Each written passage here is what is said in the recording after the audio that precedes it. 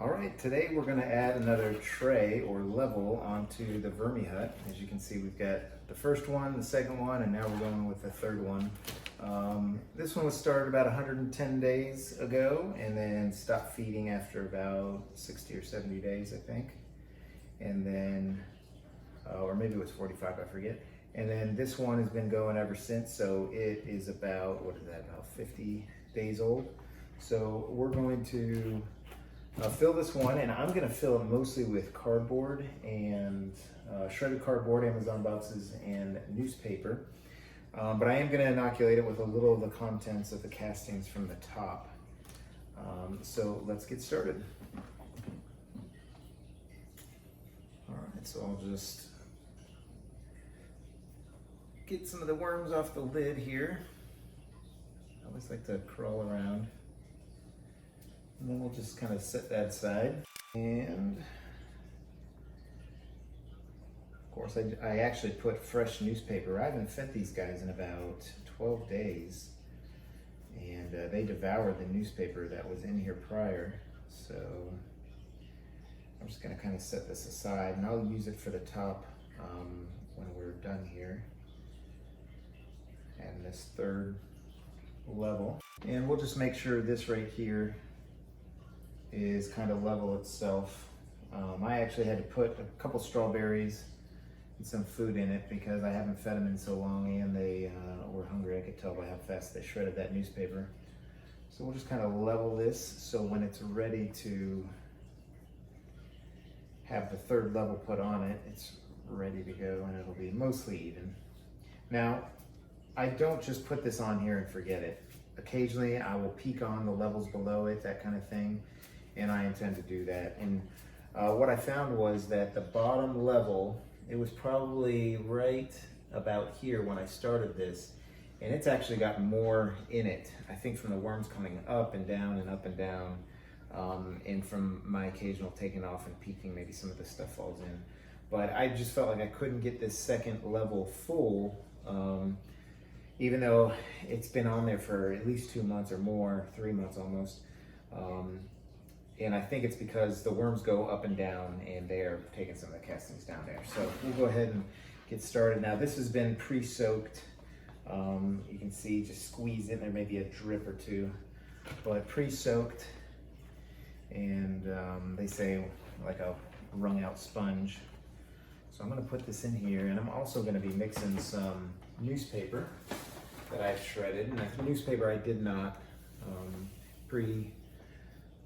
soak with water, just because I want to make sure the water's levels are good, and in case I put too much water on the cardboard, it will be absorbed by the paper. And I used the water from my rain barrel, not out of the tap. I've heard different things about the chlorine in the water, that kind of thing, but then I've seen a couple of videos where they go through and show that the tap water really didn't affect microbes. But anyway, I took it out of our bin that we have. This is actually a little soaking, so I'm squeezing it out. You can see.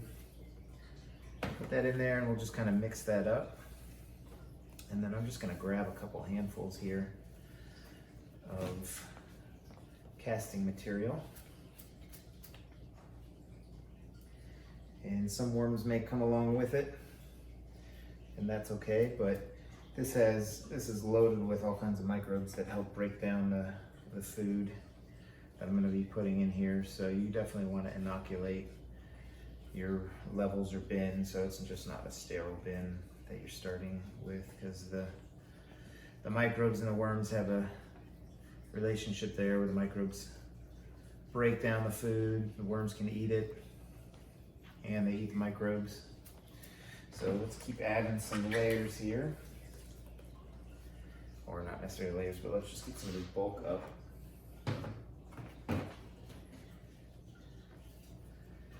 Because this is gonna go down a lot. There is a lot of air pockets. This is, cardboard boxes from,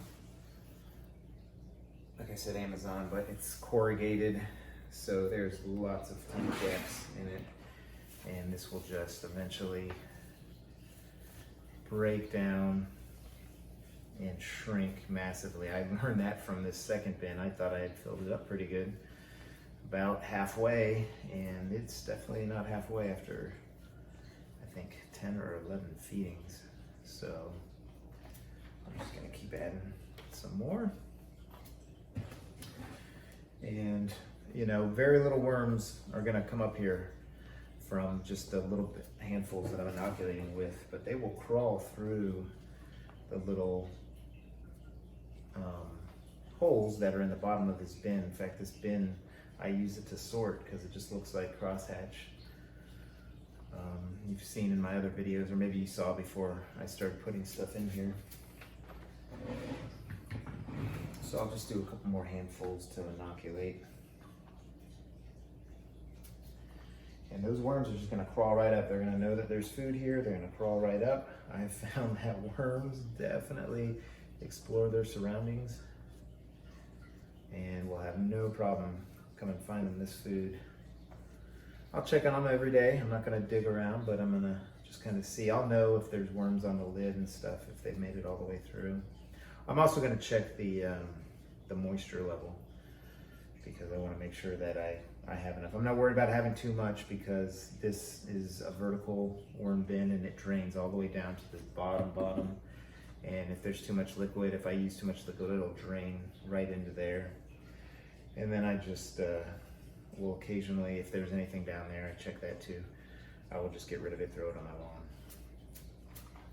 All right, so I think we are ready to add it to the top. So let me just smooth it out again. Just a piece of food that hasn't been quite finished.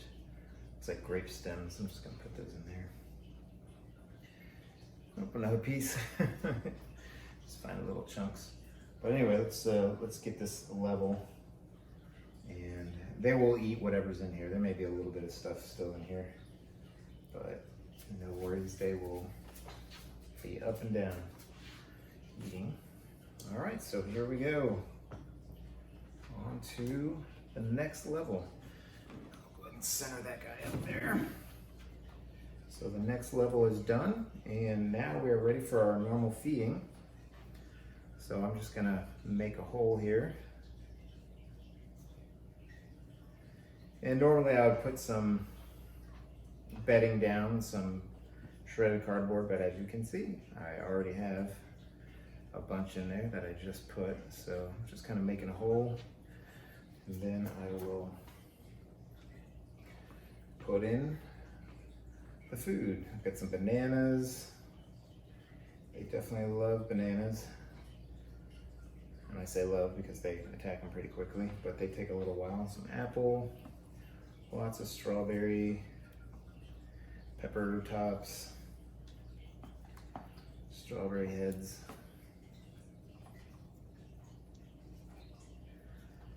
All kinds of assorted food. Now I take this food and I just put it in this bin as we're collecting scraps, and I'll throw it in the freezer. The freezer helps to mechanically break down the food because it freezes the water within the food, and that helps to break the cell walls of the plant material.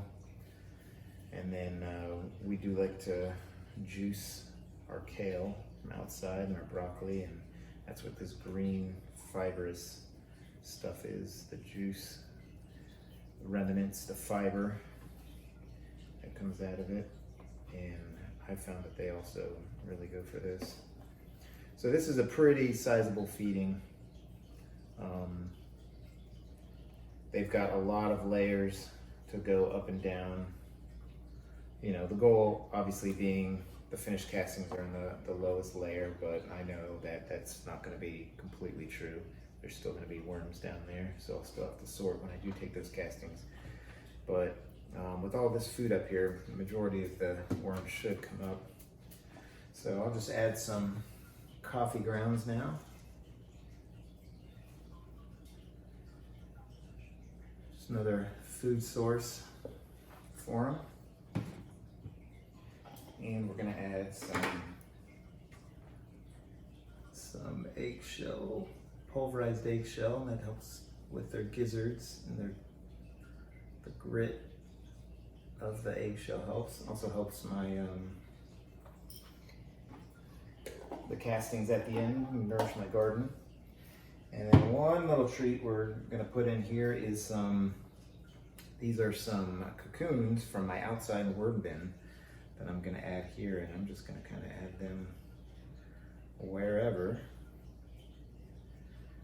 And we'll get a little population, maybe a little genetic diversity of the worms that were out there.